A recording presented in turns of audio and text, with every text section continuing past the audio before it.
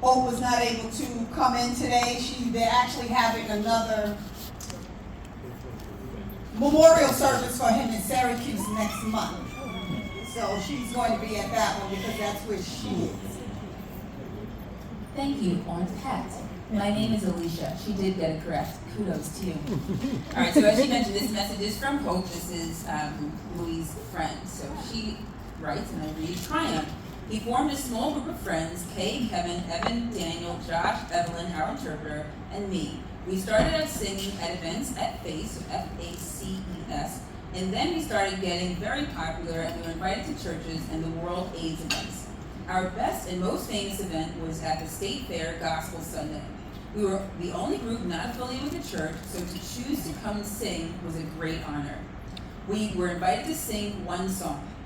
Turned out the choir was supposed to sing after us, didn't show up, and they asked us to stay. We did a whole concert. Then the most amazing thing happened. We ran out of songs, and that's when Lewie really shined. The group the audience knew the song. Lewie began to sing. The sun was out, but it began to rain. While he was singing, this artistic young man came to the stage and began to sing with Lewie.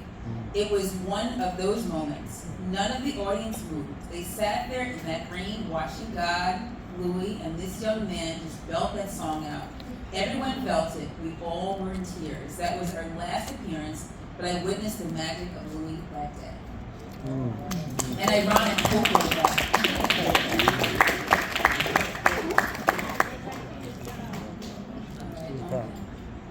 I'm feeling Kiara's feel.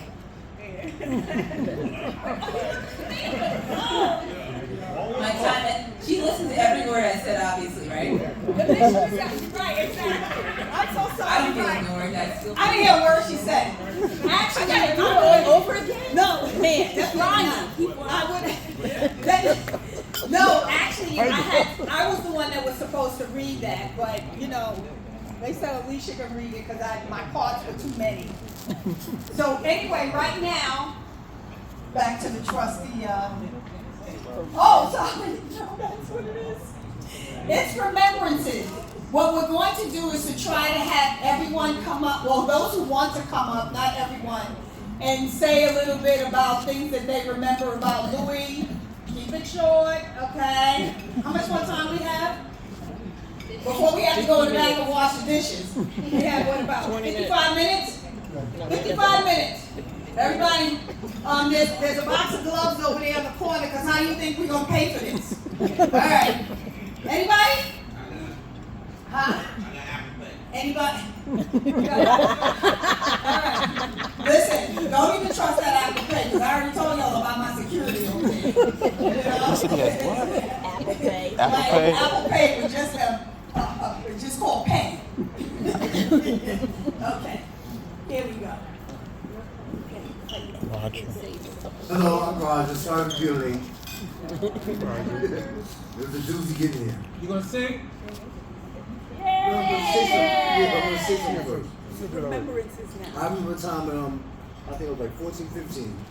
So we used to play hooky for school. When we played hooky, we used to go to the house and use all the mommy's elegant plates and glasses. And we had waffle time. We used to make the waffles. So on my way there one day, there was a key stuck in somebody's car. So you know me, takes the car, and I pulls up in Mr. Leslie's driveway. So he was like, "Who car you got?" I said, "Some car I got from around the corner." He said, "You don't get that car out my driveway." So now I'm trying to back the car up the hill. So I'm young, so I'm not realizing when you back up on the hill, the car, you got to put extra gear. I ran right into the owner that owned the car, but he had two cars, his and her car. So I must have ran to the wife. I stole the wife's car, and the husband caught me with the wife's car. I'll never forget that. Right straight out the driveway, straight to the man's car. Well, he didn't press charges though. That's why you still here. Yeah. Oh man. Hurts. Anybody else? Kevin, you got a memory, Kevin?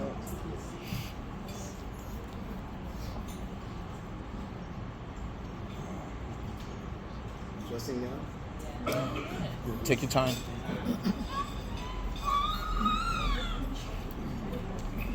you gonna get a music play? Well, Alvin has never. I'll say a few words.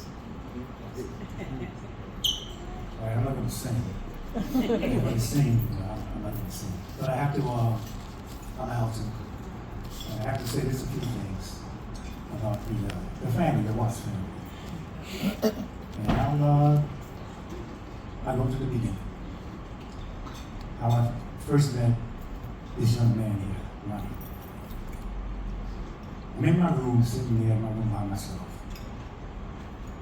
And my mother comes in the room and said, Alton, Ronnie's outside calling you. Ronnie? He was like maybe 3 years old. I said, Ronnie's outside calling me? She says, yeah. And then she walks away. So I get up and I go towards the back of my house.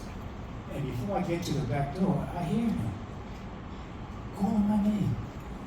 He may have known 10 words. And my name was one of them. And I walked outside, and there he was. It's a picture you can see as a painting. He was standing by the fence, all by himself. And he had his hands like this. And he was calling me. And I said, Ronnie. And he said, my mommy told me to come out and play. So the first thing he thought of was to come get me. And he said, can you come out and play with me? And I was so touched. Whatever I was doing didn't matter at that moment. If I had to give you a hug and a kiss. Because see, I don't have any younger brothers and sisters. And when he touched me, I was like 7 years old. And here's a young man, big man, calling for me to come out and play with him. Tony was around, but he was so small, he was still in the crib. Tony gets older. Now we're playing together, the three of us. And like I told Tony and Ronnie, all their parents had to do was give us a big box, cardboard box. And we were playing that box for days. Because you know, they ordered a refrigerator and stove and it came in a big box. And instead of putting it to the curb, they put it in the backyard. And we were playing that box for days and days and days until that box just tore up. And we pretended it was a house, it was a plane, it was a train, whatever it was. And that's how we had our fun. So now we're getting older. His father brought them a baseball bat, plastic baseball bat, and a plastic ball, which is good. But then we graduated to a real ball. He knows the story. So we're in the backyard. So I throw Ronnie's at the back, and I throw him the ball, Tony behind me. And I guess it hit puberty because he's a little stronger than he was at 7. And that ball went flying, and I'm watching it. It went clear out of his parents' yard.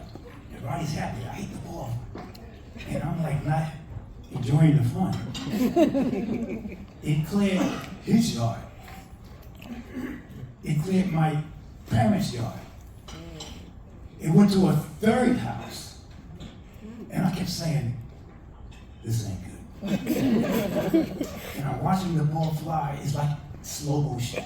And I said, I hope it falls before it's in the house. Maybe it'll hit the first floor. That ball went to the second floor of that house. And that broke the window. Busted out the window. And we stood there and said, now what? The best part about it is our parents are very good about it. They went there to the person's house, they apologized. They fixed the window, but they said, no more baseball. So as I think about these stories, and I told both of them how long they have been a part of my life. When I told Ronnie just a few minutes ago, when I was going to the 6th grade in Forest Hills, just 12 from my house, had to walk to the bus stop, take the bus out to Forest Hills. And he said, oh, by the way, Ronnie's going to that school. I said, really? Who's taking him? You are.